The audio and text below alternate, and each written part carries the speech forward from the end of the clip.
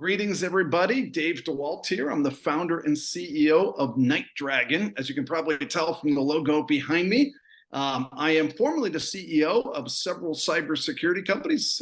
Most of you might know me. I was CEO of McAfee and FireEye and Mandiant, a few others as well. And NightDragon is an investment and advisory firm in the world of cyber and national security, national safety, and privacy. We've been doing a whole series of what we call NightVision events. These NightVision events are webinar summits, live events, innovation type activities that we do from all over the world with different types of guests.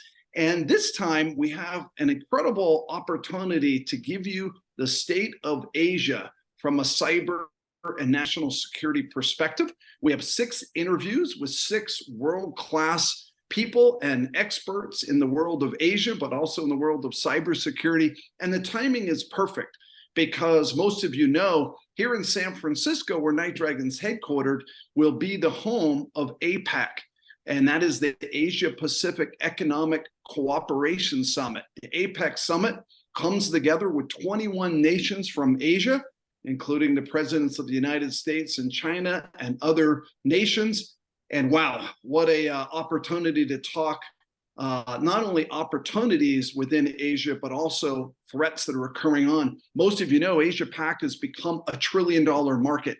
It's an incredible market that's growing faster than most markets around the world, and it's growing digitally as well. Digital transformation is upon almost every country in Asia Pacific.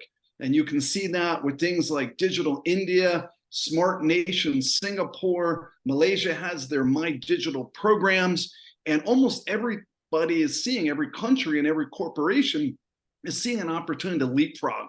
And this is the world of cyber and AI and digital and quantum kind of all coming together, and it creates an unbelievable atmosphere of growth and opportunity, hence the economic summit.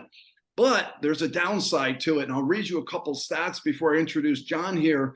What we're seeing is an incredible atmosphere, somewhat sobering, obviously, is the conflicts we're seeing in Russia and Ukraine and Israel, Hamas, and what's happening around the world. But those geopolitical tensions aren't just in those regions. We're seeing them in Asia, of course, Southeast Asia particularly, and it's a growing challenge and threat. I call it a perfect storm in cyber. A lot of technology growth, a lot of vulnerabilities, bigger and bigger attack surface, more and more geopolitical motivation. Attackers are growing by leaps and bounds, now over 3,000 different attacker groups. Those outnumber the number of cyber companies. And the threat landscape, the regulatory environment is just creating this perfect, almost perpetual cyber storm. And of course, we see this in almost every walk of life. But to give you a couple stats for a second for Asia, this represents the most attacked market in the world. And the fastest and highest growing number of attacks is happening in the Asia Pacific region, accounting for 31% of all of the attacks. It was a number 1 in 2022, and 59% of companies reported an attack on their infrastructure. And only 36% have what we call an incident response capability. And so what you're seeing is this dislocation of what's happening from attackers versus what defenders can do. And this is most prominent in Asia, where the attackers are very sophisticated, China, North Korea leading the way, but crime groups, espionage groups, influence operations everywhere. And most corporations, most countries don't have much defense. So when you see an offense and defense dislocated, this is the market of Asia Pacific as it stands today.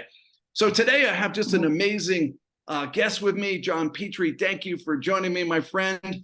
We've known each other a long time, one of the great experts in cyber, 30 plus years of experience. And I'll let him introduce himself for a minute. But if you don't know, John is the counselor to the Chief Information Security Officer at NTT. He's formerly served as Global CISO for NTT Security as well. And he has a long, distinguished career in really the world of cybersecurity. He also represents NTT as a member to the JCDC, an acronym you should all know, which is a Joint Cyber Defense Coalition, cooperative. And the JCDC was formed as part of CISA and Homeland Security, bringing together companies of public and private to work together. And John represents NTT on that. But he goes back farther than that as CEO of NTT Security Americas, and also just being a CISO in many companies and industries, and also a graduate of the Defense Intelligence College as well.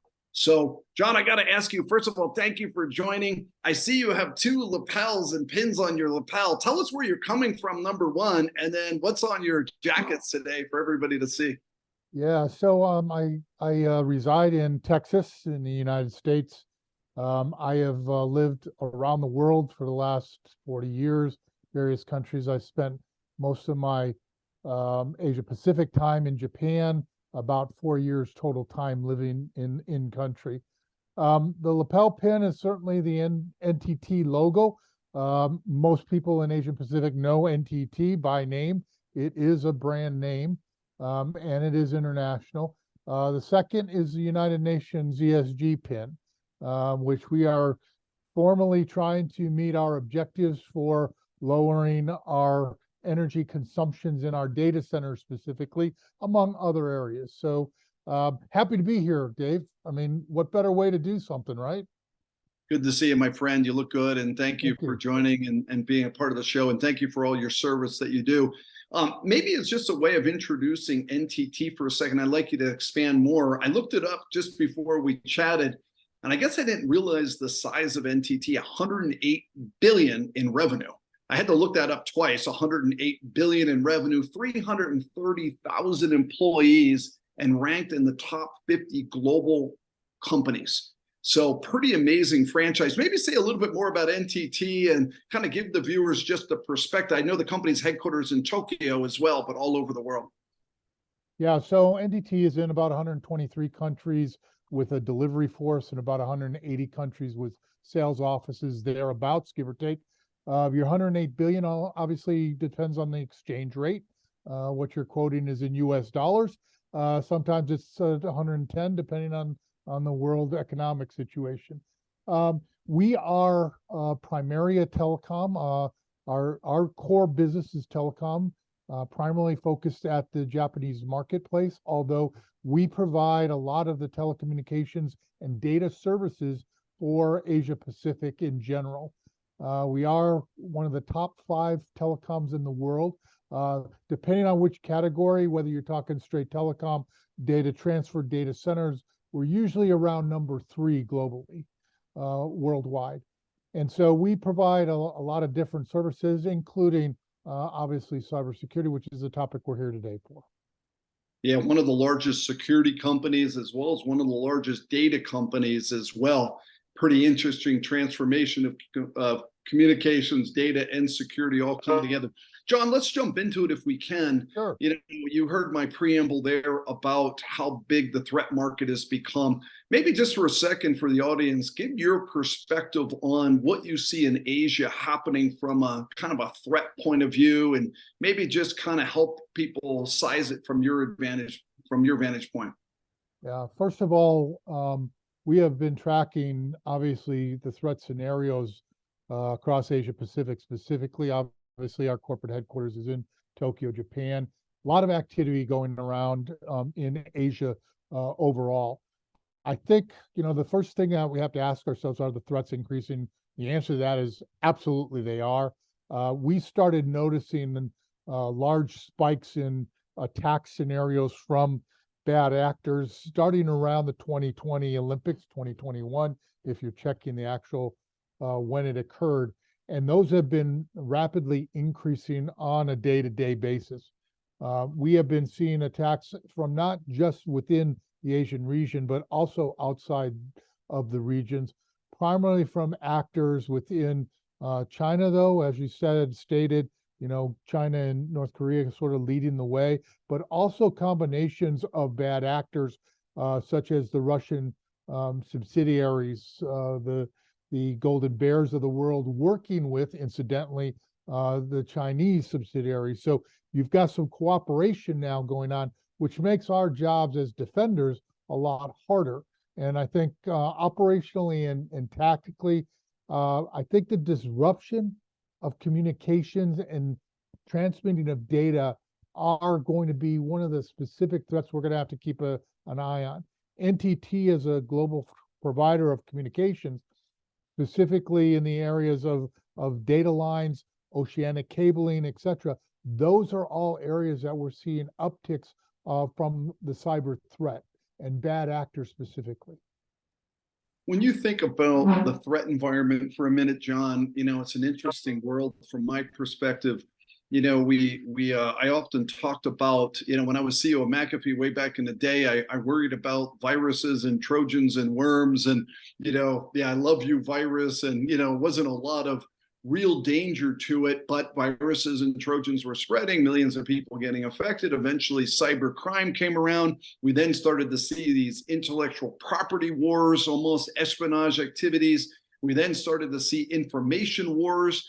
And now if you sort of look at what's happening in the world, we really have influence operations as another major problem that we're all facing. Can we trust data? Can we trust information? And then on top of that, we've got this plague of ransomware that, has just been hitting the world as well. When you look at the threat landscape through the eyes of NTT and what you see, like, what do you see as the top one or two threat problems? Well, certainly intellectual property theft is high on our list. Cyber crime for our client base is absolutely on our radar screen.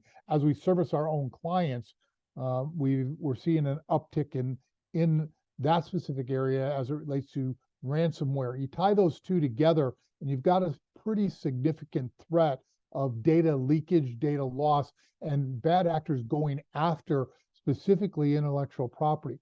When you talk about Asia, you mentioned that their capability of increasing the data currency, if you will, of each individual country, that is being coupled with the increase in attacks. And I think you mentioned 31% of the attacks globally were in Asia. Why? Because you see this digital economy taking a ramp up and speed to market. So that also comes with paying a bigger target. So I think the combination of criminality, but also the search for intellectual property, especially in our high-tech firms globally, trying to get that, the bad actors are trying to get in a position where they can take the next leap as it relates to, say, innovation, which I think we'll talk a little bit about next. Yeah, and I want to talk about that. It's a good transition, John, because we can talk about the threats all the day, and it's a little bit of an ominous conversation, but there is good news too. We have a lot of new technology, new innovation that's occurring as well. This little genie got out of the bottle called generative AI now, and we're all talking about that as well. What do you see as a technologist in this industry for 30 plus years in the cyberspace? What areas are you watching, and what technologies do you feel could be really transforming moving forward? So first of all, I think we might as well say the buzzword AI, artificial intelligence. Everybody's talking about it. My concern with AI is it's really not new in the sense of we've been working on these models, machine learning and AI and large language models for a long time at NTT. It's been part of our research and development cycle for at least 10 years, if not longer. And as we move forward and taking a look at, what's going to be next, it's not worrying about ChatGPT that I'm concerned about, although ChatGPT was a leap in the AI area and kind of got it to the commercial space. So everybody's looking at it. Colleges and universities are looking at, that as areas that they can expand into, almost like the beginning of the internet back in the day, where most of that stuff was confined to university actions. ChatGPT is coming in that evolution, right? During that same transition point. But what I fear most is as the bad actors are leveraging AI for other than language purposes, for other than using it to write a term paper, we're talking about generative AI as it relates to automation and attack sequences.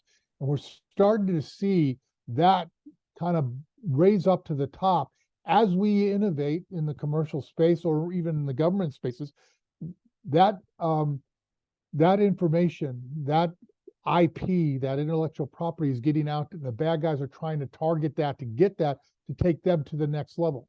So we're going to start seeing that, and I think the next stage from a attack perspective is those automated attacks using advanced algorithms to bypass our security controls. And so innovation now is in the next cycle. So we, as companies that are creating intellectual property as it relates to cyber, are now creating that next generation of technologies that's going to help hopefully defend and not just defend, but be predictive defense, where we're looking at possibilities of where we can move controls within our areas to protect our companies from bad actors and the attack sequences. Yeah, it's exciting times and scary times as well, John, as you know. Time. Yeah, it's one of those double-sided coins in a way. You and I have watched, some major waves of technology. I always think about the internet coming along, changed cybersecurity forever, mobile phones and mobile applications changing it forever. ChatGPT is changing it forever as well, and potentially quantum next. So we have wave after wave of technology. Offense gets really good at it. Defense has to catch up, and it's all about defending. Last segment I want to talk to you about, maybe last question, John, is at the beginning when I read your title, you serve as a member of the JCDC, and I believe public-private partnerships are the key. It takes a village, it takes a team to solve cyber problems. I've dedicated myself and NightDragon to that, working with the government as well. And of course, I'm really proud of the NightDragon and NTT partnership as well. Talk a little bit about your perspective on public-private partnership in Asia as well, and any advice we could do to improve upon it in that region. Yeah, so I'm a huge proponent of public-private partnerships, have been since I worked for the government in the early parts of my career. We cannot do this alone. I cannot, as a cybersecurity professional in a $108 billion company, that's a lot of resources, but I still can't defend on my own. I'm going to need additional help. So as we take a look at those public-private partnerships, countries like Singapore and Japan become fairly important moving forward. How they're reacting to the changing environments is absolutely critical. And again, they can't do it themselves, so they're going to need commercial assets to work as partners with them to take the next steps, right? So if, for example, in Japan in December of 2022, Japan just published their brand new security strategy. And in that strategy, they talk about active defense. And what does that really mean? And so things are changing, and Asia is moving very quickly to support their digital economy. And so as the economics change, in some cases, economics in a negative way, bad actors are taking advantage of that. And so defending against that is going to take an entire globe of like-minded country governments and commercial entities to defend against these bad actors. And we're always going to have bad actors. And as you indicated, the next level, the next thing that we're starting to look at is things like ION, which is innovative optical and wireless networks. What does that look like? Can you imagine, Dave, the beginning of the internet, we talk about the TCP/IP stack. What happens if that goes away? And what are companies going to do in the next evolution of communications via light?